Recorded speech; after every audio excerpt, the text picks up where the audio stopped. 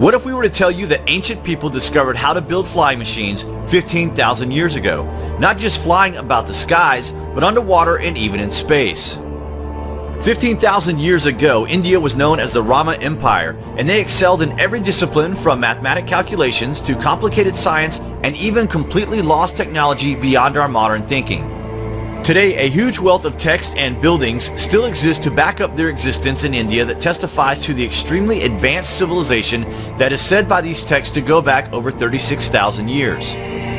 This civilization was wiped out by the ancient cataclysm 12,000 years ago, but today, many secrets are being uncovered that we are told is nothing more than myth, but we think not. In 1923, blueprints were published using the Vedic text showing a flying machine called the Vimana from the Rama Empire 15,000 years ago and how it would fly. But there are pockets of evidence from around this time period suggesting that airships were designed and built in Europe as a direct result from this ancient information. Only now are we beginning to understand the ancient empire and their stunning achievements before the ancient cataclysm of 12,000 years ago, which ended their civilization. Wait till you hear this. Okay, so according to modern history, a couple of French guys first put humankind in the skies with the invention of the hot air balloon in 1780. This was followed 120 years later when the Wright brothers made their first successful flight using a gas-powered engine. This literally changed the modern world forever, but these were ancient inventions that we have only rediscovered in modern times. We know that sounds crazy to most people. We have been deliberately educated in such a way that makes us completely ignorant to ancient history.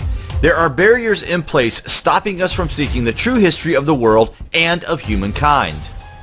Is this because of the trauma the human race suffered during the cataclysm? The old cliche that it's easier to move on than to remember the past. That is a possibility, you know. Anyway, Indian texts state that the Rama Empire over 15,000 years ago developed air flight and anti-gravity technology.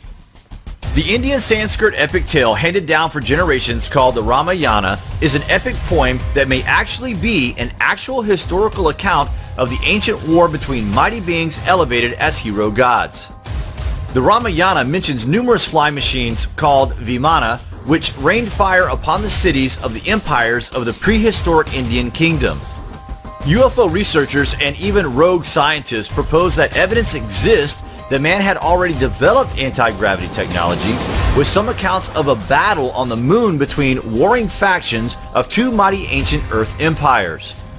All of this ancient technology was lost when both sides, the Rama Empire and the nation of Atlantis, used weapons of mass destruction to plunge the entire world into a cataclysm, resulting in the legendary sinking of Atlantis, and in Vedic Sanskrit lore, the annihilation of the Rama Empire via atomic warfare. This would fit straight into history and explain a lot about the lost history on Earth, but for now we are still being force-fed historical lies. The account of these ancient flying machines has been reduced to hand-me-down religious epic poems over generations. An account that has been mostly ignored until science and researchers of this age began to realize that all of the world's mythology may actually be an accurate description for actual world events during ancient times. Traditional archaeologists and historians wrongly subscribe to the idea that technology developed at a slow pace over time, have preached that there were no such things as aircraft in prehistoric times. Even NASA is picking up the slack. They are working on an ion engine which uses a stream of high-velocity electrified particles, technology similar to ancient mercury-powered ionizing engines of Vimanas, but using today's knowledge and engineering. Ancient Indian Sanskrit texts have extensive and extremely detailed descriptions of flying vehicles used by godlike heroes to travel their kingdoms, as well as flying temples waging war against another rival kingdom, the Atlanteans. The Ramayana and other Indian Sanskrit epic poems have been relegated to mythical status by historians rather than accepted as a crude but accurate account of flight and gravity control technology and war histories of two highly advanced ancient civilizations. A regression to hunter-gatherer survival conditions may have happened if a pole shift hit us, conditions of which are being studied right now by new think archaeologists looking for an explanation for global coincidences in archaeological dig findings and regional myths and folklore. In 1875, the Vaimanika Sastra, a 4th century BC text, was discovered in a temple in India. The Sanskrit text detailed ancient Vedic flight technologies for the operation of Vimanas, including instructions on steering the aircraft in air, underwater, and in space, what precautions to take for long flights, and protection of the airship from storms and lightning. The Vimanas Sastra even details how to switch the drive back and forth from solar energy to anti-gravity flight power depending on flight conditions. Containing 8 chapters with diagrams describing 3 types of Vimana aircraft, including working mechanisms that are not vulnerable to fire and never break down, plus all the 31 essential parts of an airship and 16 specifically forged materials from which they are constructed. The Vedic text was much sought after document even by the Nazis during their time. The Rama Empire aircraft vehicles are built and designed to absorb both light and heat as power source and for stealth flight.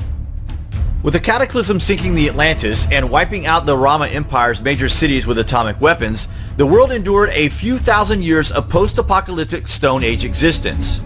We are slowly warming up to this idea as fact, and we may even one day uncover how to replicate this lost knowledge. We told you the truth may be stranger than you think.